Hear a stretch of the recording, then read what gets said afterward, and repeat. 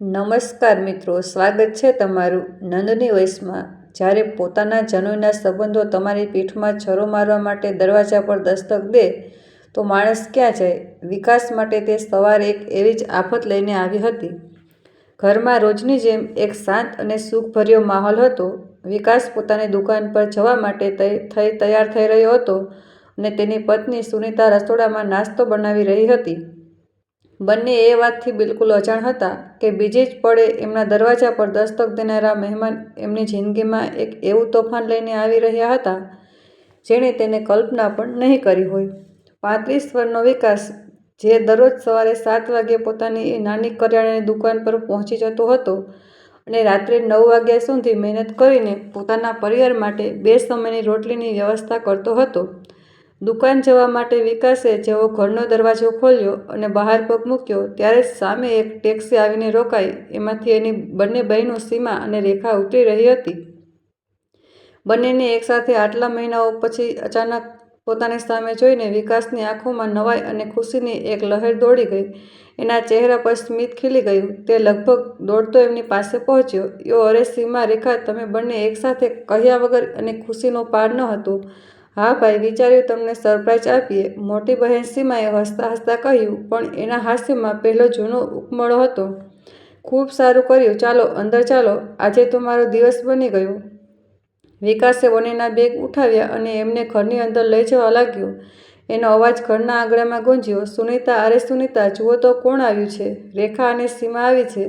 રસોડામાંથી હાથ લૂછતી સુનીતા બહાર નીકળી અને પોતાની નણંદને જોઈને એના ચહેરા પર ખુશીની ચમક આવી ગઈ।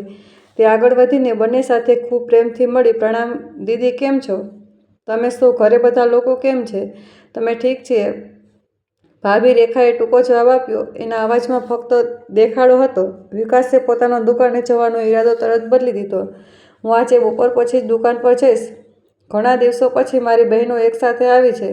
સુનીતા, એમના માટે કંઈક સારું જમવાનું બનાવજે, પણ એ પહેલાં ચા બનાવી દે। હું બજારમાંથી જલેબી અને સમોસા લઈ આવું છું। અરે નહીં ભાઈ, એની શું જરૂર છે? સીમાએ કહ્યું, પણ વિકાસના ક્યાં સાંભળવાનો હતો। તે ખુશીથી ચહેકતો હતો ઘરેથી નીકળતો ગયો। એની મા સુમિત્રાજી, જે પોતાના રૂમમાં સૂઈ રહ્યા હતા, અવાજો સાંભળીને ઉઠીને બેઠા। સુનીતા એમને સાથ આપીને વ્હીલચેર પર બેસાડીને બહાર લઈ આવી। પોતાની બંને દીકરીઓને એકસાથે જોઈને એમની ઘરડી આંખોમાં એક નવી ચમક આવી ગઈ અને બંનેને ગળે લગાવી લીધા। અરે મારી દીકરીઓ આવી છે! ચાલો, આટલા મહિનાઓ પછી છેવટે તમને તમારી બીમાર માની યાદ આવી, નહીંતર પોતાના ઘર પરિવારમાં તમે બંને એવી ગૂંચવાઈ ગઈ છો કે એક ફોન કરવા સુધીની ફુરસત નથી મળતી। સારું કર્યું છે આજે આવી ગઈ, ખૂબ યાદ કરી રહી હતી હું તમને બંનેને। સુનીતાએ તરત પાણી લાવીને આપ્યું અને એમની મહેમાન ગતિમાં લાગી ગઈ। ઘરનો માહોલ તહેવાર જેવો થઈ ગયો હતો। વિકાસ બજારમાંથી ગરમા ગરમ નાસ્તો લઈને પાછો ફર્યો। સૌ આંગણામાં બેસીને વાતો કરવા લાગ્યા।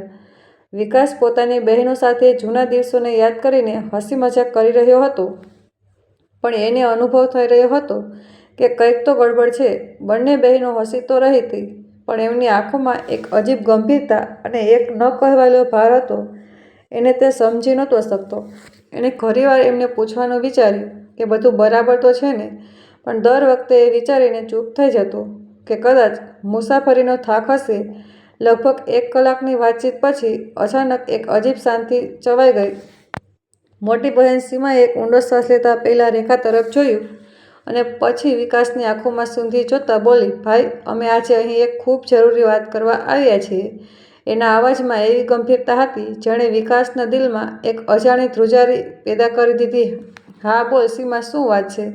બધું બરાબર તો છે ને? સીમાએ પોતાની નાની બહેન રેખા તરફ જોયું, જાણે એનાથી સંમતિ માગી રહી હોય, અને પછી બોલી, ભાઈ, પિતાજીના મકાન અને દુકાન પર અમારો પણ હક છે અને કાયદો અમને હક આપે છે। અમને અમારો ભાગ જોઈએ। આ વાક્ય કોઈ બોમ્બેની જેમ ઘરની શાંતિ પર પડ્યું। એક પળ માટે ત્યાં ઊંડી શાંતિ છવાઈ ગઈ। વિકાસને લાગ્યું જાણે એના કાનોએ આ ધોખો ખાધો છે। એ પોતાની બહેન તરફ જોતો રહી ગયો। અવિશ્વાસથી, આઘાતથી, શું કહી રહી છે તું? એનો અવાજ ધ્રુજી રહ્યો હતો। રેખાએ આગળ વધીને કહ્યું, એના અવાજમાં પણ એ જ કઠોરતા હતી, ભાઈ, અમે સ્પષ્ટ વાત કરી રહ્યા છીએ। 2005ના હિન્દુ ઉપરાધિકાર કાયદા મુજબ દીકરીઓ પણ દીકરાઓ બરાબર અધિકાર છે। પિતાની સંપત્તિ પર અને આ મકાન આપણા પિતાની કમાણીથી ઊભું કરવામાં આવ્યું છે. જે દુકાનના તમે એકલા માલિક બનીને બેઠા છો, તે દુકાન પણ આપણા પિતાજીએ ખરીદી હતી. એના પગ નીચેથી જાણે જમીન ખસી ગઈ. તે ધ્રુજતા ધ્રુજતા બોલ્યો, નહીં સીમા, તે દુકાન મારા બાળકોના મોઢાનો કોળિયો છે. અને આ ઘર, આ આપણું ઠેકાણું છે. આપણે સૌ ક્યાં જઈશું તે બધું અમે નથી જાણતા. અમને તો બસ અમારો ભાગ જોઈએ. ચૂપ થઈ જામાં. એક શબ્દ વધુ નહીં. એ પહેલાં એ વિકાસની બહેનો કંઈક વધુ કહી શકે એ ગર્જનાએ આખા ઘરને ધ્રુજાવી દીધું. આ અવાજ તેમની કરડીમાં સુમિત્રાજીનો હતો. પોતાની દીકરીઓની વાત સાંભળીને એમની અંદર જાણે જ્વાળામુખી ફાટી ઉઠી. ભાગ? કેવો ભાગ જોઈએ છે તમને બંનેને? શું તમે ભૂલી ગઈ કે આ ઘર, એક દુકાન કોના લીધે બચી જશે? તમારા ભાઈના લીધે. સીમાએ કંઈક કહેવાનો પ્રયત્ન કર્યો. માં, તમે નહીં સમજો. હું અહીં સમજું. માનો અવાજ વધુ તેજ થઈ ગયો. અરે, મારાથી વધુ કોણ સમજશે? તમને જરા પણ અંદાજો છે કે તમારા ભાઈએ તમારા માટે શું શું ત્યાગ કર્યો છે? જ્યારે મારા બાપનો પડછાયો માથા પરથી ઉઠી ગયો હતો, ત્યારે આ વિકાસ ફક્ત 18 વર્ષનો હતો.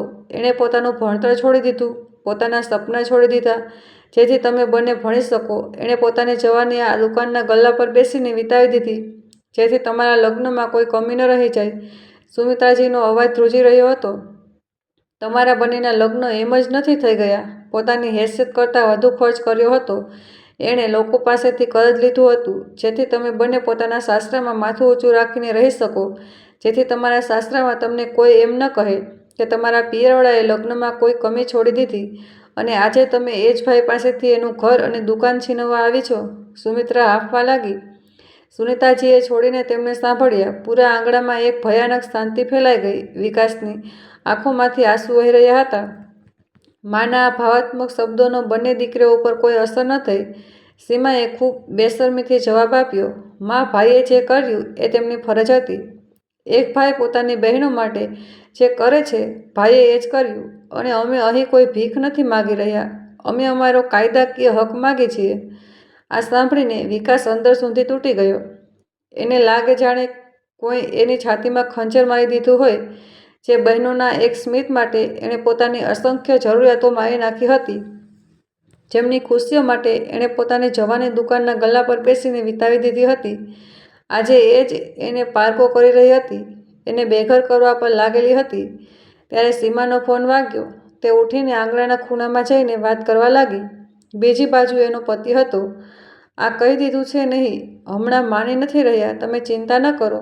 પોતાનો ભાગ તો હું કોઈ પણ કિંમતે નહીં. આ પણ કોઈ વાત થઈ ભલા? તે આટલા મોટા ઘર અને ચાલતી દુકાન પર બેસીને મજા કરી રહ્યો છે, અને અમે અહીં ઘોટાઈને ગુજારો કરીએ છીએ. હું લઈને ખુલાઈને જ રહીશ. મારો ભાગ. એટલી વાત કરીને તે પાછી આવીને બેસી ગઈ, જાણે કંઈ થયું જ ન હોય. એના ચહેરા પર કઠોરતા સિવાય કોઈ ભાવ ન હતો. સુમિત્રાજીએ એક વધુ પ્રયત્ન કર્યો. જુઓ દીકરી, તમારા ભાઈએ તમારા માટે શું નથી કર્યું? તમારી દરેક તકલીફમાં તમારી સાથે ઊભો રહ્યો. તમારા પિતાજીના ગયા પછી એણે એકલા આ ઘરને સંભાળ્યું, મારું ધ્યાન રાખ્યું. મારી બીમારી પર આટલો ખર્ચ થઈ રહ્યો છે, પણ આજ સુધી એણે કપ સુદ્ધા નથી કરી. અમારી ભાભી પણ મારું પૂરું ધ્યાન રાખે છે. તમારે તો આ વાતથી ખુશ થવું જોઈતું હતું કે તમારા પિયર આબાદ છે. ઉલટું તમે એનાથી મિલકતમાં ભાગ માગી રહી છો. થોડી તો શરમ કરો. પણ બંને બહેનોએ એક ન સાંભળી. તે જાણે પોતાનું ઈમાન અને બધી શરત પોતાના ઘરે મૂકીને આવી હતી. ભાઈ ભાવનાશીલ થઈને કંઈ નહીં થાય. અમને પૈસાની જરૂર છે. અમારા પણ બાળકો છે, એમનું પણ ભવિષ્ય છે. તમે આ ઘર અને દુકાન વેચી દો. જે પણ પૈસા મળશે આપણે ત્રણેય બરાબર વેચી લઈશું. વેચી દઉં? વિકાસે અવિશ્વાસથી પૂછ્યું. પોતાના પિતાની નિશાનીને વેચી દઉં? મારી માં, મારી પત્ની, બાળકો સાથે બેઘર થઈ જાઉં? જો વેચવું નથી તો તમે અમને અમારા ભાગ બરાબર પૈસા આપી દો.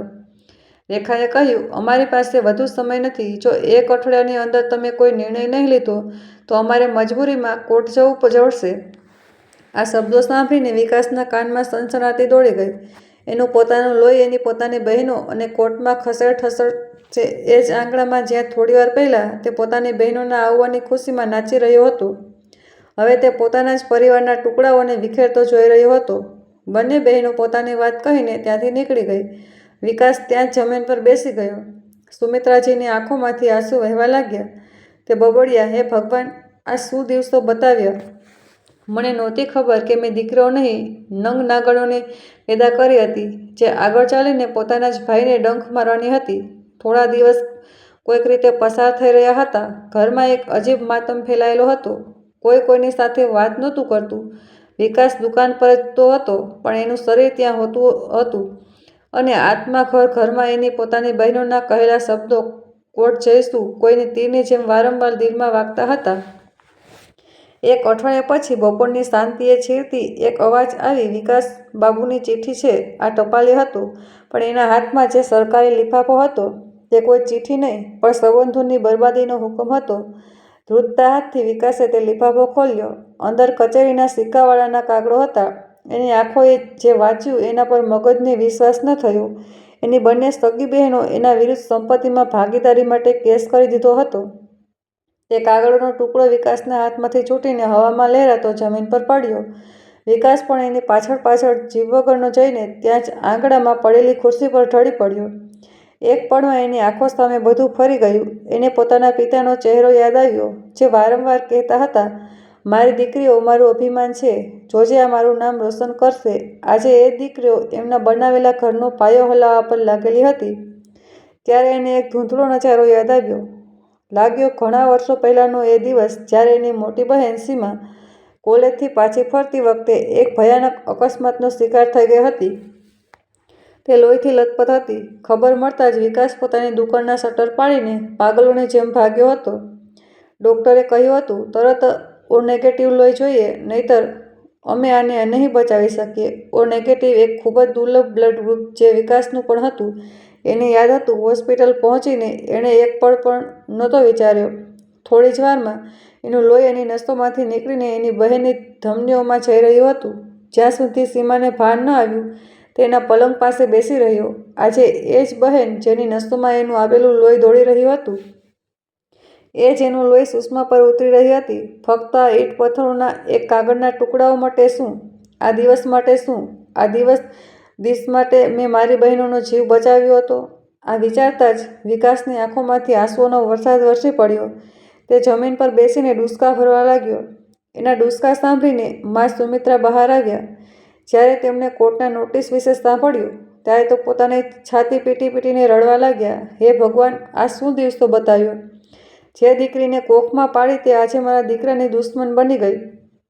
આના કરતાં તો તું મને ઉઠાવી લેતો. ઘરમાં ઉબાળો મચી ગયો. વિકાસને લાગ્યું જાણે તે પૂરી રીતે તૂટી ચૂક્યો છે, એકલો પડી ગયો છે. અને એની પત્ની સુનિતાએ આગળ વધીને એના ખંભા પર હાથ મૂક્યો. જ્યારે વિકાસે એની તરફ જોયું તો સુનિતાની આંખોમાં આંસુ નહીં, એક અજીબ હિંમત હતી. એણે વિકાસનો હાથ મજબૂતીથી પકડ્યો અને બોલી, તમે ગભરાઓ નહીં, તમે એકલા નથી, હું તમારી સાથે છું. આપણે સૌ મળીને આ તોફાનનો સામનો કરીશું. સુનિતાએ જમીન પર પડેલા એ કાગળોને ઉઠાવ્યા અને વિકાસની આંખોમાં આંખો નાખીને કહ્યું, એમણે કાયદાનો રસ્તો પસંદ કર્યો છે, તો આપણે પણ કાયદા દરવાજે લડીશું. ભગવાનથી મોટો કોઈ ન્યાય કરનારો નથી. એમણે આપણી સાથે ખોટું કર્યું છે, ન્યાય તો થઈને જ રહેશે. સુનિતાના શબ્દોને વિકાસે થોડી હિંમત આપી, પણ એનું દિલ તૂટી ચૂક્યું હતું. તે દિવસનો ડર વિકાસના દિલમાં છેલ્લા એક અઠવાડિયાથી બેઠો હતો. તે દિવસ આજે હતો. વિકાસ કોર્ટના કડેખાના અને ગુનેગારની જેમ ઊભો હતો. હા, એક ગુનેગાર જેનો ગુનો એ હતો કે એણે પોતાની બહેનોને અપાર પ્રેમ કર્યો હતો. એનો ગુનો એ હતો કે એણે પોતાનું ઘર બધું એમની ખુશીઓ પર લૂંટાવી દીધું હતું. અને બરાબર એની સામેના કઠેડામાં ઊભી હતી એની બંને બહેનો, સીમા અને રેખા. એમના ચહેરા પર કોઈ શરમ ન, કોઈ પસ્તાવો. એમની આંખોમાં બસ એક જીદ હતી, પોતાનો હક મેળવવાની. વિકાસે જ્યારે એમને જોઈ તો પોતાની જાતને જ સવાલ કરી બેઠો, શું આ એ જ બહેનો છે જેમને પોતાની આંગળીઓ પકડાવીને તે મેળામાં ફેરવવા લઈ જતો હતો? શું આ એ જ બહેનો છે જે બાળપણમાં મારી પાછળ પાછળ ભાઈ ભાઈ કહીને દોડતી હતી? કોર્ટની કાર્યવાહી શરૂ થઈ. બંને પક્ષોના વકીલ જજ સાહેબ સામે પોતપોતાનો પક્ષ રાખી રહ્યા હતા, દલીલો આપી રહ્યા હતા. જ્યારે જજ સાહેબ, એક અનુભવી અને સમજદાર ઘરડા માણસો, પોતાની નજરો વિકાસ પર સ્થિર કરી અને પૂછ્યું, મિસ્ટર વિકાસ, જ્યારે કાયદાએ દીકરીઓને એમના પિતાની સંપત્તિમાં બરાબરીનો હક આપ્યો છે, તો તમે એમને એમનો હક આપવાની ના કેમ પાડી રહ્યા છો? સાંભળીને વિકાસની આંખો ભરાઈ આવી. એણે પોતાની જાતને સાંભળી અને કહ્યું, જજ સાહેબ, હું મારી બહેનોને એમનો હક આપવાની ના નથી પાડી રહ્યો. એણે એક ઊંડો શ્વાસ લીધો, જાણે પોતાના અંદરના દુખાવાને બહાર કાઢી રહ્યો હોય, અને બોલ્યો, પણ મારી બહેનો એ દુકાનમાં ભાગ માગી રહી છે, જેનાથી હું મારા પરિવાર માટે 2 સમયની રોટલી કમાઈ શકું છું. એ દુકાનથી મારી અને મારા પરિવારની જરૂરિયાતો પૂરી થાય છે. વિકાસનો અવાજ હવે ધ્રુજી રહ્યો હતો. જજ સાહેબ, એ જ મકાનમાં ભાગ માગી રહી છે, જે મારું અને મારે ઘરડી અને બીમાર માનું અને મારા બાળકનું એકમાત્ર ઠેકાણું છે. જો આ પણ વેચાઈ ગયું, તો અમે સૌ ક્યાં જઈશું? જજ સાહેબ, એની આંખોમાંથી હવે આંસુ વહી રહ્યા હતા, પણ એણે પોતાની વાત ચાલુ રાખી. માય લોર્ડ, હું ફક્ત 16 વર્ષનો હતો જ્યારે મારા પિતાજીની તબિયત ખરાબ રહેવા લાગી હતી. તે દુકાન પર નહોતો જઈ શકતા. એક કાચી ઉંમરમાં, જ્યારે મારા જેવડા બાળકો રમતગમતમાં મસ્ત રહેતા હતા, પોતાનું ભવિષ્ય બનાવવા માટે ભણતા લખતા હતા, હું દુકાનના ગલ્લા પર બેસતો હતો. મેં મારા પિતાના છેલ્લા શ્વાસ સુધી એમની સેવા કરી, રાતભર જાગીને, અને સાથે સાથે ઘરની જવાબદારી પણ સંભાળી. વિકાસે પોતાની બહેનો તરફ જોયું અને કહ્યું, મેં મારું ભણતર વચ્ચે જ છોડી દીધું, જેથી હું મારી બહેનોનું પણ ભણતર ચાલુ રાખી શકું. હું ભલે 12મું પણ પાસ નથી કરી શક્યો, પણ મેં મારી બંને બહેનોને કોલેજમાં ઉચ્ચ શિક્ષણ અપાવ્યું, જેથી એમને ક્યારેય કોઈ વસ્તુની કમી ન અનુભવાય. પિતાજીના મૃત્યુ પછી પૂરો પ્રયત્ન કર્યો કે ઘરના કોઈ સભ્યોને એમની કમી ન અનુભવાય. મેં એમના લગ્ન પર મારી હેસિયત કરતાં વધુ ખર્ચ કર્યો. લોકો પાસેથી વ્યાજ પર પૈસા ઉઠાવ્યા, પણ એમના લગ્નમાં કોઈ કમી ન આવવા દીધી. આજે હું એક નાની દુકાન ચલાવું છું, અને આ બંને પોતાના ઘરોમાં એશો આરામની જિંદગી જીવી રહી છે.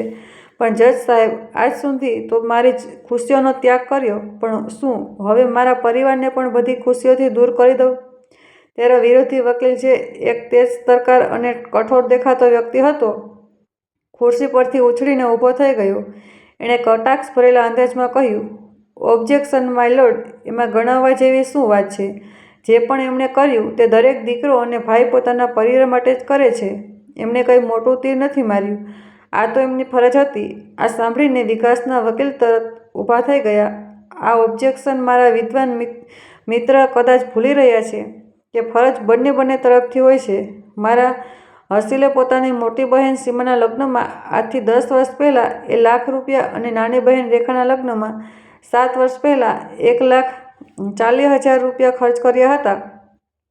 આ રકમ કોઈ પણ સામાન્ય માણસ માટે નાની રકમ નથી, ખાસ કરીને એના માટે જેની આવક ઓછી હોય. અહીં સુધી કે એમના લગ્ન પછી પણ દરેક તહેવાર પર ખૂબ આપ્યું. કોઈ સુખ દુઃખમાં તે પોતાની જવાબદારીઓથી પાછળ નથી હટ્યા.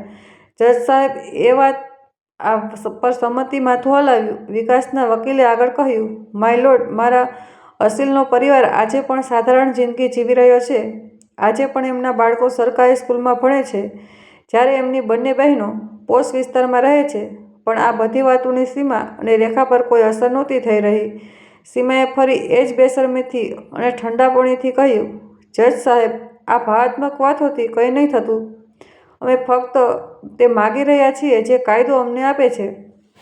તમે અમને અમારા અધિકારથી વંચિત ન કરી શકો. આ સાંભળીને વિકાસની ધીરજનો બોધ તૂટી ગયો. એની આંખોમાંથી હવે આંસુ નહીં, એક તોફાન વહી રહ્યું હતું. એણે કઠેડાને પકડીને જોરથી ધક્કો માર્યો અને લગભગ ચીસ પાડતા કહ્યું, જજ સાહેબ, જે સમયે મારી મોટી બહેનના પતિનો ધંધો ડૂબી ગયો હતો અને એમના પર લાખોનું કરજ થઈ ગયું હતું, ત્યારે એમણે મદદ માટે કોને બોલાવ્યા હતા? મને એ વખતે મેં મારા આ જ ઘર પર જેને આજે આ હડપવા માગે છે, બેંકમાંથી કરજ લઈને એમની મદદ કરી હતી. એ કરજના હપ્તા હું આજ સુધી ભરી રહ્યો છું. 2 મહિનાના હપ્તા હજુ પણ બાકી છે. એને પોતાની નાની બહેન રેખા તરફ પોતાની ધ્રુજતી આંગળી ઉઠાવી અને તું રેખા, જ્યારે તારો દીકરો ગંભીર રીતે બીમાર પડી ગયો હતો અને ડૉક્ટરે કહ્યું હતું કે તરત ઓપરેશન નહીં થતું તો બાળક નહીં બચે, ઈલાજ માટે લાખો રૂપિયાની જરૂર હતી, તો તે કોના દરવાજે દસ્તક દીધી હતી? વિકાસનો અવાજ હવે લથડાઈ રહ્યો હતો. મારી પત્ની સુનીતાએ એક પળ વિચાર્યા વગર પોતાના લગ્નના બધા ઘરેણાં એની માએ એને આપ્યા હતા. મારી સામે લાવીને મૂકી દીધા હતા. એણે કહ્યું હતું, બાળકના જીવ બચાવવો વધુ જરૂરી છે. મેં ઘરેણાંને ગીરવે મૂકીને તારી મદદ કરી હતી. જજ સાહેબ, તે ઘરેણાં હું આજ સુધી સોડાવી નથી શક્યો. આજે પણ એ સોનાની દુકાન પર પડ્યા છે. તમે જોઈ લો. મારી પત્નીના હાથોમાં ઘરેણાંના નામે કાચની બંગડીઓ છે, જ્યારે મારી બંને બહેનોના હાથમાં સોનાના કંગન. કોર્ટમાં હાજર દરેક વ્યક્તિની વિકાસની વાતોમાં સચ્ચાઈ દેખાઈ. અંદર સુધી તૂટી ચૂકેલો વિકાસ પોતાના ઘૂંટણ પર બેસી ગયો અને ઘરકે રડી પડ્યો. એનું આખું શરીર ધ્રુજી રહ્યું હતું. એની પત્ની સુનિતા જે સામે ખુરશી પર બેઠી હતી, પોતાના ચહેરો પોતાની સાડીના પાલવથી ઢાંકીને રડવા લાગી. કોર્ટમાં એક એવી શાંતિ ફેલાઈ ગઈ જેને શબ્દોમાં બયાન ન કરી શકાય. ત્યાં હાજર દરેક માણસની આંખો ભીની હતી. જજ સાહેબ પોતાના ચશ્મા ઉતાર્યા અને પોતાની આંખોને લૂછી પછી એમણે ખૂબ ગંભીરતાથી સીમા અને રેખા તરફ જોયું અને પૂછ્યું, શું આ વાત સાચી છે? શું તમારા ભાઈએ તમારા પતિના ધંધાને બચાવવા પોતાના ઘર પર લોન લીધી? શું એમની પત્નીએ પોતાના ઘરેણાં તમારા બાળકની જીવ બચાવવા માટે ગીરવે મૂક્યા? બંને બહેનોની નજરો શ્રમથી ઝૂકી ગઈ. એમના ચહેરા સફેદ પડી ગયા. તે કંઈ બોલી ન શકી. રેખાએ બસ હળવું આમાં માથું હલાવી દીધું. જજ સાહેબે આ વાત નોંધી પછી બંને પક્ષના વકીલો દલીલ કરવા લાગ્યા અને જજ સાહેબે એ દિવસની કાર્યવાહીને ત્યાં જ રોકી દીધી અને આગલી તારીખ આપી દીધી. જ્યારે વિકાસ કોર્ટમાંથી ઘરે પાછો પડ્યો, એની માં સુમિત્રાજી તે દરવાજા પર છે જેની જરા જોઈ રહ્યા હતા. એના ઉતરેલા જીવ વગરના ચહેરાને જોઈને બધું સમજી ગયો. વિકાસ કોઈની તરફ ન જોયું. તે એક જીવતા શબની જેમ ચાલતો પોતાના રૂમમાં ગયો અને દરવાજો અંદરથી બંધ કરી દીધો. થોડીવાર શાંતિ રહી પછી રૂમની અંદરથી ડૂસકાનો અવાજ આવવા લાગ્યો, જે ધીમે ધીમે એ ડૂસકા રડમપામાં બદલાઈ ગયા. તે પથારી પર મોઢું છુપાવીને રડી રહ્યો હતો. આજે એનો બધો સંયમ, બધી ધીરજ, બધો દુખાવો આંસુમાં આંસુઓના રસ્તે બહાર નીકળી રહ્યો હતો અને પોતાની બહેનોના પથ્થર જેવા ચહેરા યાદ આવી રહ્યા હતા. એનો વિરોધી વકીલનો કટાક્ષ યાદ આવી રહ્યો હતો. તે બિલકુલ લાચાર થઈ ગયો. દરવાજા બહાર ઊભેલી સુનિતા અને સુમિત્રાજીનું દિલ બેસી જઈ રહ્યું હતું. એમણે આજ સુધી વિકાસને આમ તોડતા ક્યારેય નહોતો જોયો. આ તે માણસ હતો જે પૂરા પરિવાર માટે એક પહાડની જેમ ઊભો રહેતો હતો અને આજે તે પહાડ રેતીની જેમ વિખેરાઈ રહ્યો હતો. ત્યારે 8 વર્ષનો રોહન અને 6 વર્ષની રિયા જે સ્કૂલથી આવીને પોતાના પપ્પાની રાહ જોઈ રહ્યા હતા, રૂમના દરવાજા સુધી આવ્યા. એમને દરવાજાની તિરાડમાંથી પોતાના પપ્પાને રડતા જોયા તો એમની નાની દુનિયામાં જાણે ભૂકંપ આવી ગયો. તે પોતાના પપ્પાને ભગવાન માનતા હતા, એક સુપર હીરો જે ક્યારેય નબળો ન પડી શકે. એમને રડતા જોઈને બંનેની આંખો ભરાઈ આવી. એમણે દરવાજો ખખડાવ્યો. પપ્પા, ખોલો પ્લીઝ. થોડીવાર પછી વિકાસ દરવાજો ખોલી દીધો. તે એકબીજાનો હાથ પકડીને અંદર ચાલ્યા ગયા. બંનેના નાના હાથમાં એમની માટીની જ ગલ્લક હતી, લાલ રંગની, જેમાં તે છેલ્લા 1 વર્ષથી ટોફી, ચોકલેટ અને રમકડા માટે મળેલા ખિસ્સા ખર્ચના પૈસા જોડી રહ્યા હતા. કોઈ મેળામાં જવા માટે, કોઈ મોટું રમકડું ખરીદવા માટે. રોહને પોતાના પપ્પા પાસે જઈને કહ્યું, ખૂબ માસૂમ ચહેરા સાથે એમનો હાથ સ્પર્શ કર્યો અને પૂછ્યું, પપ્પા, તમે કેમ રડી રહ્યા છો? વિકાસ પોતાના આંસુ લૂછીને પોતાના બાળક તરફ જોયું. એમની માસૂમ આંખોમાં પોતાની માટે ચિંતા જોઈને એનું દિલ વધુ રડી પડ્યું. તે કંઈ બોલી નહીં શક્યો, બસ એમને જોતો રહ્યો. ત્યારે રિયાએ પોતાના તોતડી અવાજમાં કહ્યું, પપ્પા, પહેલી બંને ફોઈઓ પૈસા માટે જ તમે પરેશાન કરી રહી છે ને? મેં તમને અને મમ્મીને વાત કરતા સાંભળ્યા હતા. વિકાસ ચૂપ રહ્યો. આ સવાલનો તે શું જવાબ આપતો? ત્યારે રોહને પોતાની અને રિયાની ગલ્લક આગળ વધારતા કહ્યું, પપ્પા, તમે પરેશાન ન થાવ. તમે અમારી આ બંને ગલ્લક લઈ લો. એમાં ખૂબ બધા પૈસા છે.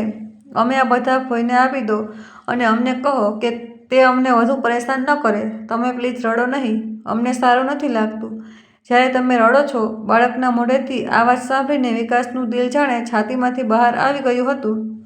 એક તરફ એની સગી બહેનો હતી જેમણે લાખો રૂપિયા આપ્યા પછી પણ એમનો લાલચ સમાપ્ત નહોતો થઈ રહ્યો અને બીજી તરફ એના માસૂમ બાળકો હતા જે પોતાના પિતાના એક સ્મિત માટે પોતાની નાની જમાપૂંજી, પોતાની જીવથી પણ વહાલી ગલ્લક એક પળમાં કુરબાન કરવા માટે તૈયાર હતા. વિકાસ વધુ સહન ન કરી શક્યો. એણે બંને બાળકોને ખેંચીને પોતાની છાતીએ લગાવી લીધા અને રડવા લાગ્યો. તે એમના માથાને ચૂંબી રહ્યો હતો, એમની ભીંસી રહ્યો હતો, જાણે એ માસૂમ બાળકો પાસેથી તે પોતાની ખોવાયેલી હિંમત પાછી મેળવવા માંગતો હોય. દરવાજા પર ઊભેલી સુનિતા પોતાના પતિના દુઃખ પર રડી રહી હતી. વિકાસ પોતાની કિસ્મત પર રડી રહ્યો હતો. માં પોતાની કોખ પર રડી રહી હતી અને તે 2 માસૂમ બાળકો તે ફક્ત એટલે રડી રહ્યા હતા કારણ કે એમનો સુપર હીરો, એમના પપ્પા, ડેડી રડી રહ્યા હતા.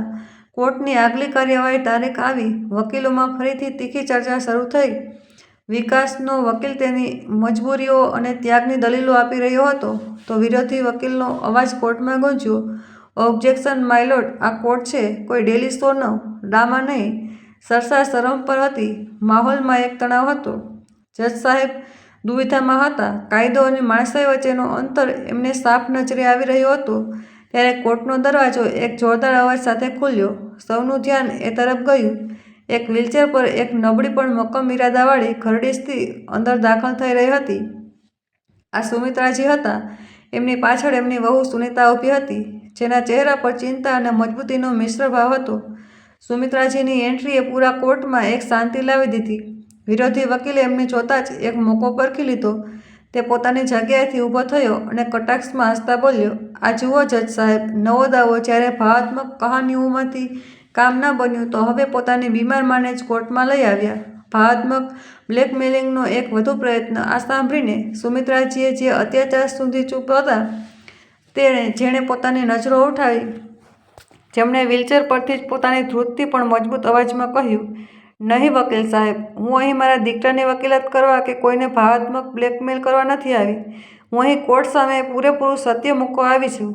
અને સત્ય એ છે કે મારો દીકરો એક અત્યંત શરીફ અને ભલો માણસ છે, જે ક્યારેય કોઈનો હક મારવા વિશે વિચારી પણ ન શકે. એમણે પોતાની દીકરીઓ તરફ જોયું અને કહ્યું, સત્ય એ છે કે એણે લગ્ન પછી પણ દરેક પગલે પોતાની આ બહેનોની મદદ કરી, પણ જ્યારે તેની મદદ જરૂર પડી તો કોઈ આગળ ન આવ્યું. મારી બીમારી પર વિકાસ અત્યાર સુધી લાખો રૂપિયા ખર્ચ કરી ચૂક્યો છે. એની પાસે પૈસા નહોતા ત્યારે પણ એણે કર્જ લઈને મારો ઈલાજ કરાવ્યો. પણ મારી આ લાડલી દીકરીઓ, જેમને આજે સંપત્તિમાં ભાગ જોઈએ છે, એકવાર પણ એ પૂછવા નથી આવી કે માં તું જીવે છે કે મરી ગઈ. એમના અવાજમાં દુખાવો અને ગુસ્સા બંને હતા. જો મારી દીકરીઓને મારા પતિની સંપત્તિમાં ભાગ જોઈએ છે તો સૌથી પહેલાં એમને એ કર્જનો ભાગીદાર બનવું પડશે જે મારા દીકરા વિકાસના માથે છે. શું તે એ કર્જમાંથી ભાગ ચૂકવશે જે આ ઘર પર લેવામાં આવ્યું હતું? એમની પોતાની ગૃહસ્થી બચાવવા માટે શું તે મારી બીમારી પર થયેલા ખર્ચમાં ભાગ આપશે? સુમિત્રાજી હવે જજ સાહેબ તરફ ફર્યા. એમની આંખોમાં આંસુ હતા, પણ અવાજમાં લોખંડ જેવી મજબૂતી હતી. જજ સાહેબ, તમે કાયદાના રખવાળ છો. તમે જ કહો, શું હક ફક્ત એક તરફી હોય છે? જ્યારે જવાબદારીનો સમય હતો ત્યારે એમ કહીને હાથ ખંખાઈ લીધા કે ભાઈ છે, એની ફરજ છે. અને જ્યારે આજે સંપત્તિની વાત આવી તો કાયદો યાદ આવી ગયો. એમણે પોતાની વાત સમાપ્ત કરતાં કહ્યું, જો ફરક ફક્ત દીકરાની જ છે તો હક પણ ફક્ત દીકરાનો હોવો જોઈએ.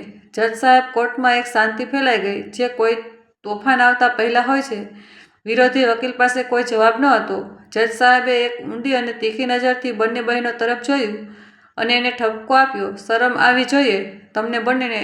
તમને પોતાનો હક તો યાદ રહ્યો, પણ પોતાની ફરજ ભૂલી ગઈ. પોતાની મા બાપ અને ભાઈ પ્રત્યે તમારું પણ કોઈ કર્તવ્ય હતું. જ્યારે જવાબદારીનો સમય હતો ત્યારે તમે ક્યાંય નહોતી, અને જ્યારે પ્રોપર્ટીની વાત આવી તો ભાગ માગવા ચાલી આવી. વિકાસ જેવો ભાઈ પર તો બહેનો જીવ આપે છે અને તમે લોકો એનો જીવ લેવા પર ઉતરો છો. બંને બહેનો માથું હલાવીને ઊભી રહી, પણ એમના વકીલે છતાં પણ હાર ન માની અને કોઈ કાયદાકીય મુદ્દો કાઢીને ચર્ચા ચાલુ રાખી. કોર્ટે એ દિવસ પહેલા માટે ફરી સ્થગિત થઈ ગઈ. એક અઠવાડિયા પછી રક્ષાબંધનનો તહેવાર આવ્યો. એક એવો તહેવાર જે ભાઈ બહેનના પવિત્ર સંબંધની સૌથી મોટી નિશાની હોય છે. પણ વિકાસના ઘરમાં આજે કોઈ તહેવાર ન હતો. ઘરમાં સવારથી જ એક અજીબ દિલને ભાંગે તેવી શાંતિ છવાયેલી હતી. વિકાસ અને સુનીતાના બંને બાળકો રોહન અને રિયા નવા નવા કપડાં પહેરેલા હતા. રિયાએ ખૂબ ખુશીથી પોતાના ભાઈ રોહનની કડાઈ પર એક નાની રાખડી બાંધી. રોહને પણ પોતાની બહેનને ભેટ આપી અને એના માથા પર હાથ રાખીને એની રક્ષા કરવાનું વચન આપ્યું. ઘરમાં ફક્ત આ જ એક પળ હતી જેમાં થોડી જિંદગી નજર આવી, પણ વિકાસની કડાઈ આજે સૂની હતી. ઘરમાં બેસીને તે સૂની આંખોથી દરવાજાને જોઈ રહ્યો હતો. દર વર્ષે આ સમય સુધીમાં એની બંને બહેનો સીમા અને રેખા ઘરે આવી જતી. જો ન આવી શકતી તો એમની મોકલેલી રાખડીનું લિફાફો જરૂર આવી જતું. પણ આજે ન તો કોઈ બહેન આવી હતી, ન રાખડી મોકલાવી હતી. આજે પહેલીવાર એની કડાઈ રાખડીના ધાગા માટે તરસતી હતી. સુનીતા એની પાસે આવી અને વિકાસના ખંભા પર હાથ મૂકતા એક આશા ભરેલા અવાજે બોલી, એક કામ કરો ને, જો તમારી બહેનો નથી આવી તો શું થયું? મોટા તો તમે છો. કેમને તમે જ એમના ઘરે ચાલ્યા જાઓ. રાખડી બંધાવવા માટે થોડી મીઠાઈ પણ લેતા જજો. બની શકે છે તહેવારના પવિત્ર દિવસે એમનું દિલ પીગળી જાય. બની શકે છે તે પોતાની ભૂલ માની લે. સુનિતાની આંખોમાં એક આશ હતી કે કદાચ બધું પહેલાં જેવું થઈ જાય. વિકાસે પોતાની ભીની આંખ ખુલી એક ભીની આંખોમાંથી સુનિતાને જોયું. ચહેરા પર એક દુઃખ ભરેલા સ્મિત સાથે બોલ્યો, નહીં સુનિતા, હવે નહીં. હવે આ બધી વાતોને કોઈ અર્થ નથી રહ્યો. એણે પોતાની સૂની કળાઈને જોતા કહ્યું, અમારી વચ્ચે હવે ભાઈ બહેનનો સંબંધ ક્યાં રહી ગયો છે? બધા સંબંધો, બધો પ્રેમ, બધું તો એક કોર્ટના કઠેડામાં જ દબાઈ ગયું છે. હવે તે મારી બહેનો નથી રહી. સુનિતા, હવે તો તે ફક્ત વાદી છે અને હું પ્રતિવાદી. અમારી વચ્ચે જે અંતર આવી ગયું છે, રાખડીના ધાગા પર પણ હવે એ અંતરને નહીં ભરી શકે. આ સાંભળતા પાસેના રૂમમાં સૂતેલા સુમિત્રાજીનું કાળજું જાણે ફાટી પડ્યું. આજે નિર્ણયનો દિવસ હતો. તે દિવસ જેની વિકાસ મહિનાઓથી રાહ જોઈ રહ્યો હતો. તે કદાચ રડી રહ્યો હતો. સવારનો સમય હતો. વિકાસ પોતાના રૂમમાં બારી પાસે ઊભો હતો. બહાર જોઈ રહ્યો હતો, પણ એની આંખો કંઈ કહેતી ન હતી. એના ચહેરા પર એક અજીબ શાંતિ હતી. તે શાંતિ જે તોફાન પછી આવે છે, જ્યારે બધું બરબાદ થઈ ચૂક્યું હોય. સુનિતા એની પાસે આવી અને ધીમેથી બોલી, તૈયાર થઈ જાઓ, કોર્ટ માટે નીકળવાનું છે. વિકાસે ફર્યા વગર બારીમાંથી બહાર જોતા જ કહ્યું, સુનિતા, હું થાકી ગયો છું, હું હારી ગયો છું. સુનિતા ચોંકી ગઈ, તમે શું કહી રહ્યા છો? વિકાસ ફર્યો. એની આંખો ગૂંચાયેલી હતી. હું આજે કોર્ટમાં જઈને જજ સાહેબને કહી દઈશ કે મારે આ કેસ લડવાનું બંધ કરવું છે. હું મારી બહેનોને એમનો બરાબરનો ભાગ આપી દઈશ. ઘર વેચી દઈશું, દુકાન વેચી દઈશું અને જે પણ પૈસા આવશે 3 ભાગ કરી દઈશું. શું? સુનિતાના પગ નીચેથી જમીન ખસી ગઈ. પણ પછી આપણે ક્યાં જઈશું? આપણા બાળકોનું શું થશે? વિકાસની આંખોમાંથી એક આંસુ ટપકી રહી પડ્યું. ક્યાંક ને ક્યાંક તો ચાલ્યા જઈશું. સુનિતા, ભાડાના મકાનમાં રહીશું. કોઈ નાનું મોટું કામ ધંધો કરી લઈશ. પણ હવે આ બધું, આ કોર્ટ, આ વકીલ, આ કેસમાં મારાથી નથી સહન થતો. હું દરરોજ મારી બહેન અને મારી દુશ્મન બનતા નથી જોઈ શકતો. હું મારી માને રોજ રોજ રડતા નથી જોઈ શકતો. એણે પોતાના હાથથી પોતાનો ચહેરો ઢાંકી દીધો. હું થાકી ગયો છું. સુનિતા, હું હારી માની રહ્યો છું. સુનિતાનું દિલ તૂટી ગયું, પણ એણે પોતાના પતિનો હાથ પકડ્યો. ઠીક છે, જે તમે સાચું સમજો એ જ કરજો. હું તમારી સાથે છું, હંમેશા રહીશ. 2 કલાક પછી કોર્ટમાં વિકાસ કઠેડામાં ઊભો રહ્યો. એનો ચહેરો શાંત હતો. કોર્ટની કાર્યવાહી શરૂ થઈ. બંને વકીલોએ પોતપોતાની વાત મૂકી ત્યારે જજ સાહેબ વિકાસને સીધો સવાલ કર્યો, મિસ્ટર વિકાસ, તમે આ મામલામાં શું કહેવા માંગો છો? કોર્ટમાં શાંતિ છવાઈ ગઈ. સૌની નજરો વિકાસ પર હતી. વિકાસે બોલવાનું શરૂ કર્યું. એના અવાજમાં હવે એક અજીબ સંયમ હતો. જજ સાહેબ, હું હવે આ કેસ લડવા નથી માંગતો. આ સાંભળતા જ પૂરો કોર્ટરૂમ મળી ગયો. દર્શકોમાં બેઠેલી સુનિતાએ પોતાની સાડીના પાલવથી પોતાનું મોઢું ઢાંકી દીધું. સુમિત્રાજી વ્હીલચેર પર બેઠા હતા. એમનું દિલ ધડકી ઉઠ્યું. વિરોધી વકીલના ચહેરા પર જીતનું સ્મિત આવી ગયું. બંને બહેનો સીમા અને રેખાઓને એકબીજાને જોયું. જાણે એમને વિશ્વાસ નહોતો થઈ રહ્યો કે એમણે સાચું સાંભળ્યું. પછી સીમા ધીમેથી બોલી, હવે આવ્યો ને ઊંટ પહાડ નીચે? વિકાસે આગળ કહ્યું, જજ સાહેબ, હું મારી બહેનોને એમનો બરાબરનો ભાગ આપવા તૈયાર છું. હું ઘર અને દુકાન વેચી દઈશ. જે પણ પૈસા આવશે અમે ત્રણેય બરાબર વેચી લઈશું. મારે બસ આ બધું સમાપ્ત કરવું છે. જજ સાહેબ, જે અત્યાર સુધી ચૂપચાપ બધું સાંભળી રહ્યા હતા, એમણે પોતાના ચશ્મા ઉતાર્યા અને વિકાસને મોટા ધ્યાનથી જોયો. એમની અનુભવી આંખોએ વિકાસની તૂટેલી આત્માને વાંચી લીધી. થોડી પળની શાંતિ પછી જજ સાહેબે કહ્યું, મિસ્ટર વિકાસ, શું તમે સાચે જ આ નિર્ણય પોતાની મરજીથી લઈ રહ્યા છો કે તમે થાકી ગયા છો અને હાર માની રહ્યા છો? વિકાસની આંખોમાંથી આંસુ વહેવા લાગ્યા. તે કંઈ બોલી ન શક્યો. બસ માથું નમાવી લીધું. જજ સાહેબ ઊંડો શ્વાસ લીધો અને બોલ્યો, હું સમજી શક્યો છું મિસ્ટર વિકાસ. મેં છેલ્લા ઘણા મહિનાઓથી આ મામલાને જોયો છે. મેં તમારી દરેક સુનાવણીમાં તમારી આંખોમાં દુખાવો જોયો છે. પણ હું તમને એક વાત જણાવી દઉં. એમણે પોતાનો અવાજ ઊંચો કર્યો અને પૂરા કોર્ટરૂમને સંબોધિત કહ્યું, મેં આ પૂરા મામલાને ઊંડો અભ્યાસ કર્યો છે. મેં બધા તથ્યો જોયા છે, બધા પુરાવા જોયા છે અને અમારા નજરિયાથી તમારી બહેનોનો આ સંપત્તિ પર કોઈ નૈતિક હક નથી બનતો. આ સાંભળતા જ કોર્ટમાં હલચલ મચી ગઈ. વિરોધી વકીલ તરત ઊભો થયો. ઓબ્જેક્શન માય લોર્ડ, મિસ્ટર વિકાસ પોતે તૈયાર છે ભાગ આપવા માટે અને કાયદાના નજરિયાથી. પણ વકીલની વાતને કાપતા જજ સાહેબનો અવાજ ગરજ્યો, હું કાયદાને તમારાથી વધુ સારી રીતે જાણું છું. આ કાયદો દીકરીઓને એમના પિતાની સંપત્તિમાં હક આપે છે. પણ શું કાયદો એ પણ નથી કહેતો કે જે વ્યક્તિ પોતાની ફરજોથી મોં ફેરવી લે છે એને અધિકાર મળવાનો હક નથી? એમણે આગળ કહ્યું, આ માણસે પોતાની પૂરી જિંદગી પોતાની બહેનો પર લૂંટાવી દીધી, પોતાનું ભણતર છોડ્યું, પોતાના સપના છોડ્યા, પોતાનું ભવિષ્ય છોડ્યું, જેથી એની બહેનો ભણી શકે, આગળ વધી શકે. એણે એમના લગ્નમાં લાખો ખર્ચ કર્યો, એમના સંકટમાં એમની મદદ કરી, અને આજે એ જ બહેનો પોતાના ભાઈને બરબાદ કરવા પર તુલેલી છે. જજ સાહેબના અવાજમાં હવે ગુસ્સો સાફ દેખાઈ રહ્યો હતો, પણ એમણે રોકાઈને વિકાસને જોયો. હું એ પણ જોઈ રહ્યો છું કે આ માણસ તૂટી ચૂક્યો છે, અને જો હું આજે એને એની મરજી વિરુદ્ધ જીત અપાવી દઉં તો કદાચ તે ક્યારેય ખુશ નહીં થઈ શકે. જજ સાહેબે એક પળ વિચાર્યું, પછી એમના ચહેરા પર એક અજીબ ચમક આવી. મિસ્ટર વિકાસ પોતાની બહેનોનો બરાબરનો ભાગ આપવા માગે છે તો કોર્ટ આ વાતને સ્વીકૃત આપે છે, પણ એક શરત પર. જ્યારે જજ સાહેબના મોઢેથી આ શબ્દો નીકળ્યા તો કોર્ટમાં હાજર દરેક વ્યક્તિના શ્વાસ જાણે થંભી ગયા. વિકાસે નવાઈથી એમની તરફ જોયું. એની બહેનો અને એમના વકીલના ચહેરા પર એક અજીબ ચિંતા હતી. જજ સાહેબે પોતાની નજરો સીધી સીમા અને રેખા પર સ્થિર કરી અને કહ્યું, સંપત્તિની વહેંચણી થશે, એમ તેમને તમારો હક મળશે. પણ જજ સાહેબનો અવાજ હવે વધુ ગંભીર અને ધારદાર થઈ ગયો. વહેંચણી સૌની સામે થશે.